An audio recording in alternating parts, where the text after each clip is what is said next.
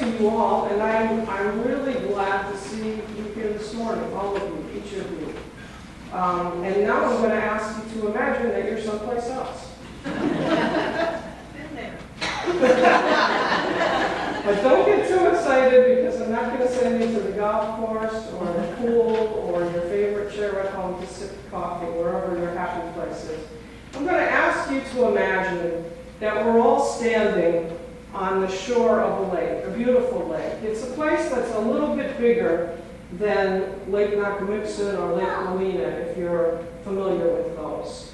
And unlike those two lakes, instead of the lush green hills that we see rising from those places at this time of year, the hills around this lake are a little bit sandy and a little bit barren and kind of pinkish, but beautiful in their own way. This is a beautiful lake. And it's one of those places where the colors sort of shift as the day goes along. So here we are, we're standing on the shores of this lake, and the reason we've come is we've heard that the teacher that everyone's been talking about lately is here. And we can't wait to hear for ourselves what it is that he has to say for himself. And we're not the only ones. There's a huge crowd here, so much so that as we're standing facing the lake, the teacher has stepped into a boat and pushed off a little bit from the shore and is facing us.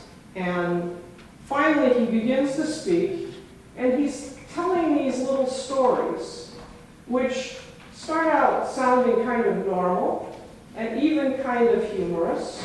And then the next thing you know, he's saying something that is just preposterous. Like right now, he's talking about this insane farmer who sows seed all over the place, including, rocky ground and right into the weeds, and, as if it didn't make a bit of difference how much seed he wasted. We don't know what to make of this, really. I mean, you'd think if someone were a good teacher, the skill would be to make things seem easy to understand. But this guy, you'd almost think he was going out of his way to make it difficult to understand. Nobody knows what to make of this teacher. Well, I'm pretty sure by now you've figured out that where we are is on the shores of the Sea of Galilee, listening to Jesus teach. This lake figures again and again in the Gospels. Sometimes they do say it's the Lake of Galilee. Sometimes they call it the Sea of Galilee. It's a big inland waterway. It's where Jesus came to call two pairs of brothers. It's where he called Simon, who became known as Peter, and his brother Andrew. It's where he called James and John to follow him. It's where he performed some miracles. It's the place where he fed the 5,000 with 5 loaves and 2 fishes. On a hill rising up from the lake, the Sea of Galilee, that's where he told the Sermon on the Mount. And these waters are where he walked on the water and where he calmed the storm that so frightened his disciples. So this is a place that comes up again and again. And in today's gospel, he's there by the shores of the lake, by the shores of the sea, telling parables. Now, this is our year to read through the Gospel of Matthew. And for the last few weeks, since Pentecost, since Trinity Sunday, we've been hearing stories about discipleship, what it means to follow Jesus, and specifically the cost of following Jesus, the cost of discipleship. And today we sort of take a turn, and for the next couple of weeks, we're going to be hearing parables. There's the one we heard today, the parable of the sower. Before we're done, we're going to hear 7 more, a total of 8. Parables were Jesus' signature way of teaching. He wasn't the only one who used these little stories, but what sets his apart is that he always included this little twist, this little something unexpected at the end. It was the kind of thing that would make people who were listening want to say, hey, wait a minute, that's not how it's supposed to be. In this one, it's, hey, wait a minute, throwing seed all over the place. What is that about? And they're a little bit difficult to understand. Why did he teach that way? That's a question to hold on to as we look at these parables. They're not simple. We want to think that they're sort of like Aesop's fables. It would be so much easier if they were. Aesop's fables, there's always this nice little short story with a pretty obvious point, and then you take the moral and you're done. So like the story about the boy who called wolf. The first couple of times the boy calls that there's a wolf after the sheep, everybody comes running to help. And then finally, when there really is a wolf, and he's worn everybody out, and he yells, wolf, wolf, nobody comes. So the moral of that story, the point of the story, is simple and obvious. If you tell lies all the time, people might not believe you when you actually tell the truth. It would be nice if the parables were that simple, but they aren't. Possibly what he was trying to do was make sure that he got to the people who were open to what he was saying, who wanted to hear him, and he didn't care if it didn't make sense to those people who had already made up their minds and closed their hearts and possibly even actively opposed him. So there's been a back and forth over the course of history about how to interpret parables, about whether every parable has one simple answer, not necessarily simple to get to, but once you've got there, simple and basic, or whether the parables are open to multiple interpretations, whether there could be more than one meaning to it, which I think is much more consistent with what real life is like. Real life is complex and a little bit nuanced. And at this point in time, the consensus is leaning toward multiple interpretations. I think that Jesus used these parables to tell us something about the kingdom. But it turned out that the kingdom, even though it was so important to what Jesus was teaching, it turned out to be not that simple to explain. So again and again what we hear is, the kingdom of heaven is like. The kingdom of heaven is like.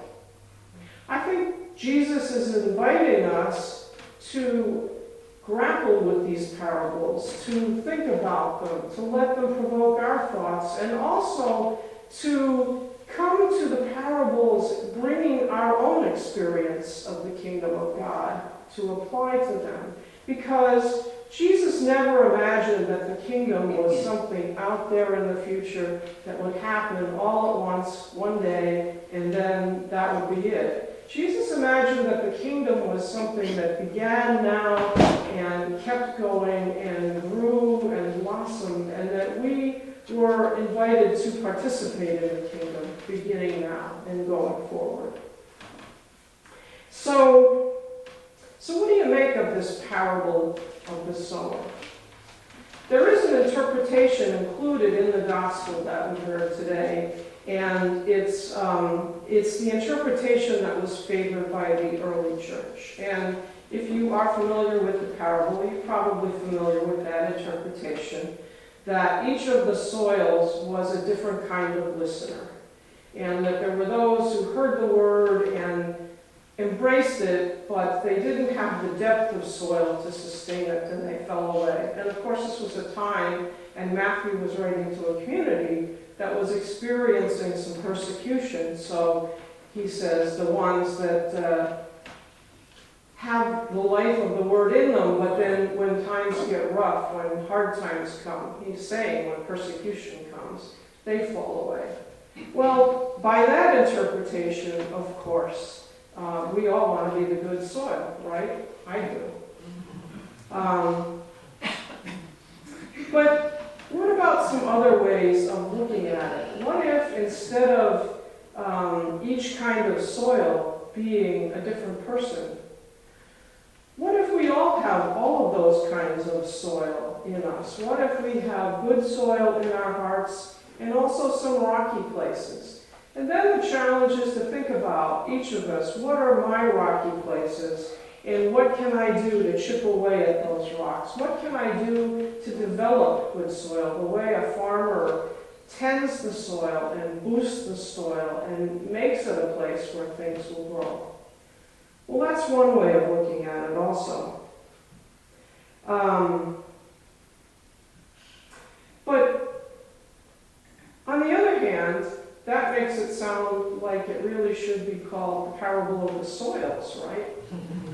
Why does Jesus call it the parable of the sower? What happens if we turn things around and if we look at it as being about the actions of the person sowing the seed? That person is flinging seed here and there, wherever it goes, it's out there.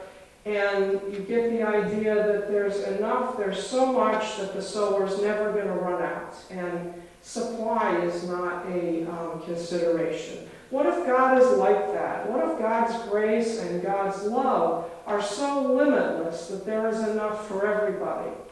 And then again, what if you put yourself in the place of that sower? What if it's about how you share your resources, share your time and talent?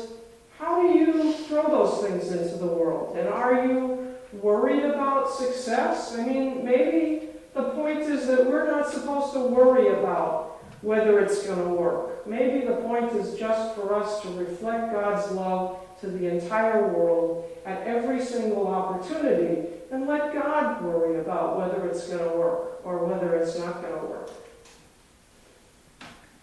During this last week, when I was thinking about parables and looking back over some of the things I've read about parables in the past, I came across some interesting Bible trivia. I'd forgotten, for example, that although there are parables in Matthew, Mark, and Luke, many of them the same parables, but not all. Luke has the most, and he has a lot of unique parables, like the Good Samaritan shows up only in Luke. Luke was such a consummate storyteller. I love Luke. I love them all, but I love Luke. I love Luke's ability to tell a story he's great. But in John, there are no parables. Interesting. Since I just said we considered that was Jesus' signature way of teaching. Well, that's another sermon for another day. The other thing that's interesting in Matthew is where these parables come, where Matthew places them in the story. Today, and for the 2 Sundays ahead, we're going to be reading basically most of chapter 13. And it comes right after the place, if you remember, where Jesus is in a house teaching, and there's a big crowd waiting for him outside. And someone comes and tells him that his mother and his brothers are in the crowd outside and they can't get in. And he looks around and he says, "Who are my mother and my brothers?" And he points to the disciples who have been listening to him and he says, "These are my mother and my brothers." And then you come to the end of this chapter 13 and these 8 parables. And he leaves the lake and he goes off to Nazareth, his hometown. And they reject him. They reject his teaching there. And they're basically saying, who does this guy think he is? And where did he get all these big ideas? Isn't he just the carpenter's son?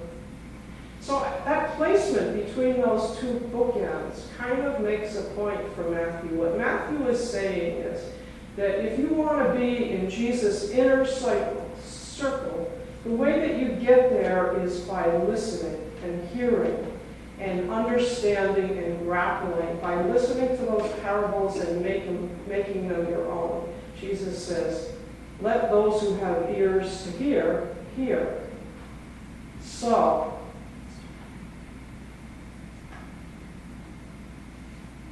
God, you have given us a glimpse of your kingdom. You have invited us to experience it as a reality that begins now and continues forever. May we always be among those who have ears to hear. Amen.